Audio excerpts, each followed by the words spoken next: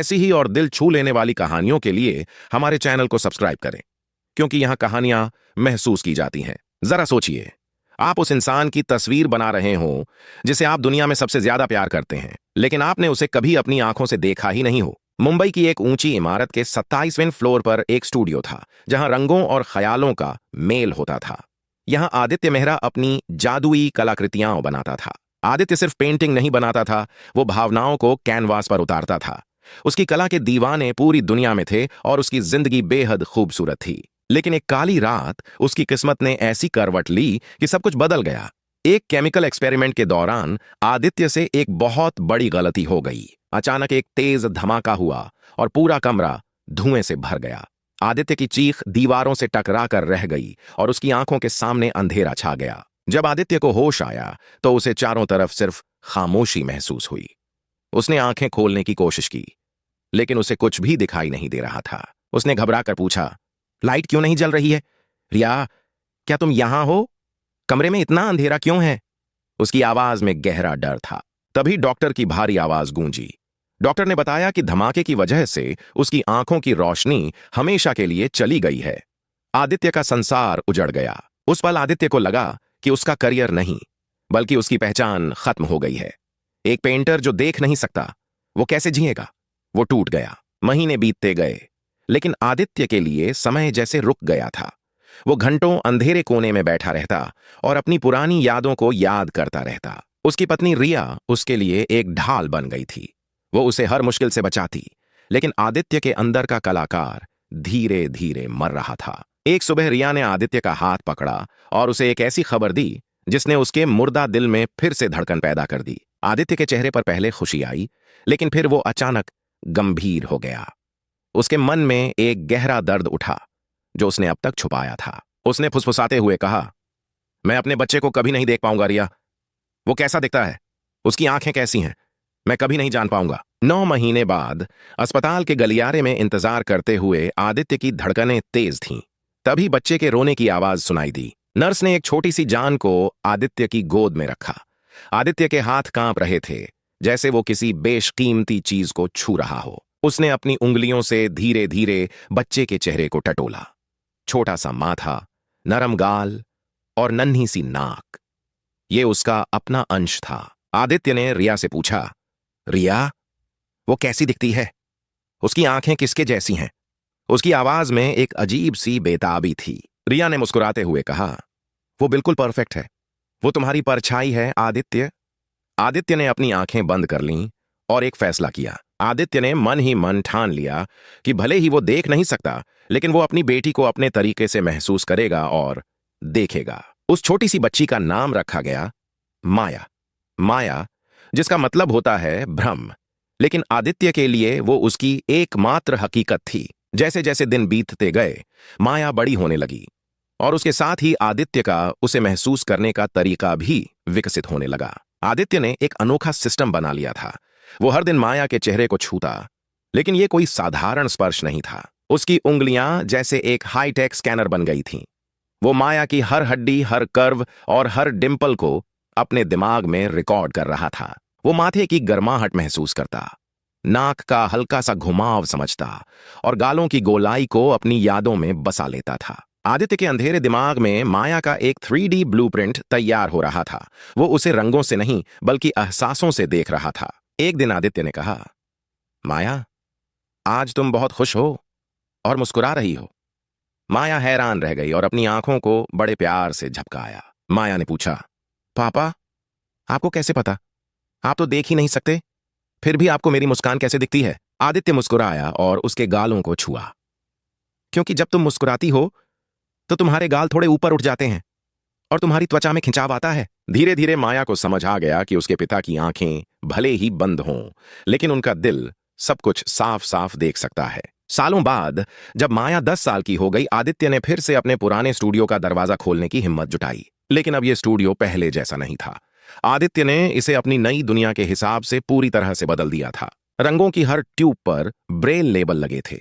आदित्य को पता था कि लाल कौन सा है और नीला कौन सा, बस छूकर ही। इतना ही नहीं, उसने हर ट्यूब की बनावट अलग कर दी थी ताकि वो बिना पढ़े भी उन्हें पहचान सके। ये उसकी सालों की मेहनत थी। कैनवास पर उसने धागों और गोंद से उभरी हुई गाइडलाइन बनाई थी।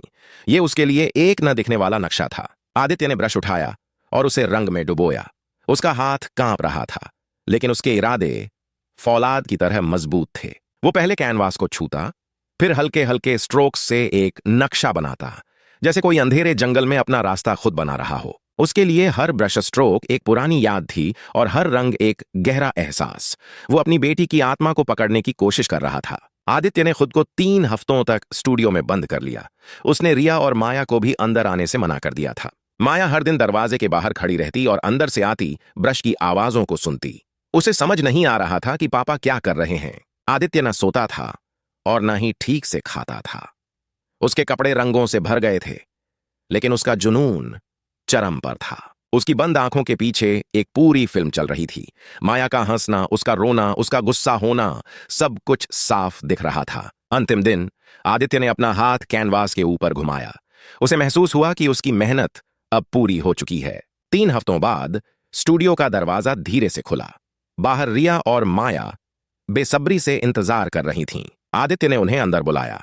कमरे के बीचों बीच एक कैनवास रखा था, जिसे एक सफेद कपड़े से ढका गया था। आदित्य ने कपड़े का एक कोना पकड़ा और उसे झटके से हटा दिया। जो नजारा सामने था, उसने रिया की सांसें रोक दी। वो पेंटिंग बिल्कुल माया जैसी थी।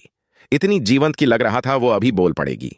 रिया अपनी आंखों पर यकीन नहीं कर पा रही थी। आदित्य ने न केवल माया के चेहरे को बनाया था, बल्कि उसकी आंखों की उस चमक को भी पकड़ लिया था जिसे सिर्फ एक पिता ही देख सकता है। माया धीरे धीरे आगे बढ़ी और उस पेंटिंग को छूने लगी। उसकी उंगलियां उन्हीं स्ट्रोक्स पर चलीं जिन्हें उसके पिता ने महसूस किया था। आदित्य ने गर्व से सिर हिलाया। हाँ बेटा, ये वही माया है जिसे मैं हर रोज देखता हूं, जिसे मैं हर पल महसूस करता हूं। माया की आंखों से आंसू बहने लगे। उसने पूछा, लेकिन पापा, आपने तो मुझे कभी देखा ही नहीं, फिर ये इतना सही कैसे हो सकता है? आदित्य ने उसे अपने करीब खींचा और उसके सिर पर हाथ रखा। उसने वो बात कही जो आज दुनिया के लिए एक मिसाल बन गई है। जल्द ही इस अद्भुत पेंटिंग की खबर पूरे शहर में फैल गई। लोगों को यकीन नहीं हो रहा था कि एक अंधा व्यक्ति ऐसी कला बना सकता है। एक मशहूर इंटरनेशनल आर्ट गैलरी ने आदित्य को अपनी पेंटिंग प्रदर्शित करने के लिए लंदन आमंत्रित किया। यह उसकी वापसी का समय था। एग्जीबिशन की रात पूरा हॉल लोगों से खचाखच भरा था। हर कोई उस जादुई तस्वीर को देखने के लिए बेताब था। जैसे ही लोग उस पेंटिंग के करीब आते, वहां सन्नाटा छा जाता। लोग उसकी बारीकियों को देखकर दंग रह जाते थे। एक जर्नलिस्ट ने आदित्य से पूछा, मिस्टर मेहरा, बिना आंखों के इतनी खूबसूरती देखना नामुमकिन है। आपने ये कैसे मुमकिन किया? आदित्य ने शांत भाव से जवाब दिया, लोग अक्सर आंखों से देखते हैं और धोखा खा जाते हैं, लेकिन मैं दिल से देखता हूं, जहां कोई अंधेरा नहीं होता। पूरा हॉल तालियों की गूंज से भर गया। लोग खड़े होकर उस पिता के जज्बे और उसकी अटूट ममता को सलाम कर रहे थे। आदित्य ने साबित कर दिया था कि शारीरिक कमियां कभी भी आपके सपनों और आपके प्यार के आड़े नहीं आ सकती। वापस घर आकर आदित्य ने अपनी पेंटिंग का काम जारी रखा। अब वो सिर्फ अपनी बेटी की नहीं, बल्कि दुनिया की खूबसूरती बना रहा था। उसने एक स्कूल खोला, जहां वो दूसरे नेत्रहीन बच्चों को महसूस करके पेंटिंग करना सिखाने लगा।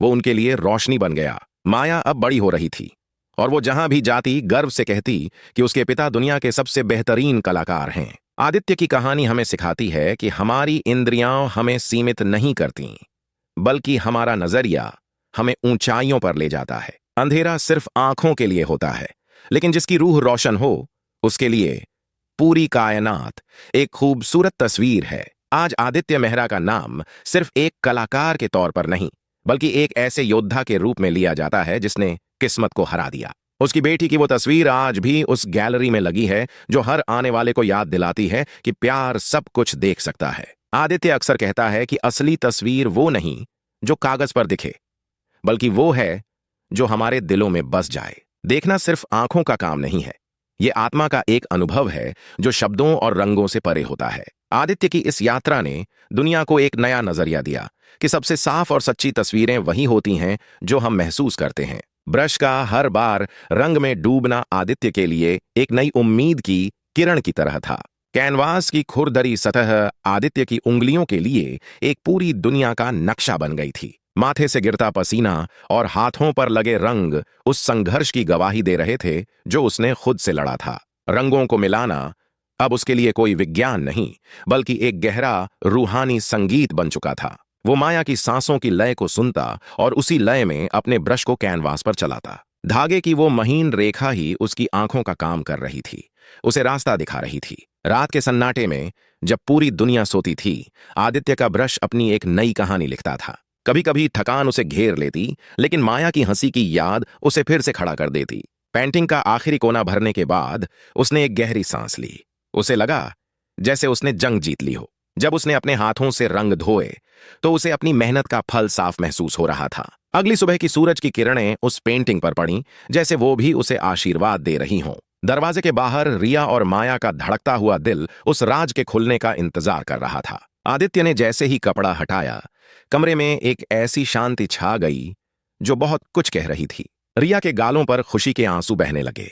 उसने कभी नहीं सोचा था कि यह मुमकिन होगा। माया ने अपनी उंगलियों से पेंटिंग पर बने अपने ही होठों को छुआ। उसे अपना अक्स महसूस हुआ। उस पल उन तीनों का एक साथ होना किसी भी पेंटिंग से ज्यादा खूबसूरत और सच्ची तस्वीर थी। पेंटिंग को सुरक्षित तरीके से पैक किया गया ताकि वो दुनिया के सामने अपनी कहानी कह सके। आदित्य पहली बार अपनी कला के साथ बादलों के ऊपर उड़ रहा था, एक नई मंजिल की ओर। लंदन की गैलरी की लाइट्स ने आदित्य की पेंटिंग को एक देवदूत की तरह चमका दिया था। चारों तरफ फुसफुसाहट थी। क्या यह सच है? क्या वाकई इसे किसी ऐसे ने बनाया है जो देख नहीं सकता? जब आदित्य मंच पर आया तो उसकी आवाज में वो ताकत थी जो सिर्फ सच्चे अनुभव से आती है। अगले दिन आदित्य का नाम पूरी दुनिया के अखबारों के पहले पन्ने पर था। वो एक लीजेंड बन चुका था। उसने बच्चों को सिखाया कि आंखें सिर्फ खिड़की हैं, असली नजारा तो रूह के अंदर होता है। सालों बाद माया खुद एक बड़ी कलाकार बनी, लेकिन उसकी प्रेरणा हमेशा उसके पिता ही रहे। जिंदगी में जब भी अंधेरा लगे, याद रखना कि आपके अंदर एक ऐसी रोशनी है जो कभी नहीं बुझती। आदित्य और माया आज भी उस बालकनी पर खड़े होते हैं जहां वो बिना देखे ही डूबते सूरज को महसूस करते हैं। ये कहानी सिर्फ एक पिता की नहीं, बल्कि उस अटूट विश्वास की है जो नामुमकिन को भी मुमकिन बना देता है। कभी मत भूलिए कि आपकी सबसे बड़ी कमजोरी ही आपकी सबसे बड़ी ताकत बन सकती है। बस देखने का नजरिया बदलिए। अगर इस पिता के प्यार ने आपके दिल को छुआ है तो इस वीडियो को लाइक करें और कमेंट में माया जरूर लिखें। ऐसी ही और दिल छू लेने वाली कहानियों के लिए हमारे चैनल को सब्सक्राइब करें, क्योंकि यहां कहानियां महसूस की जाती हैं।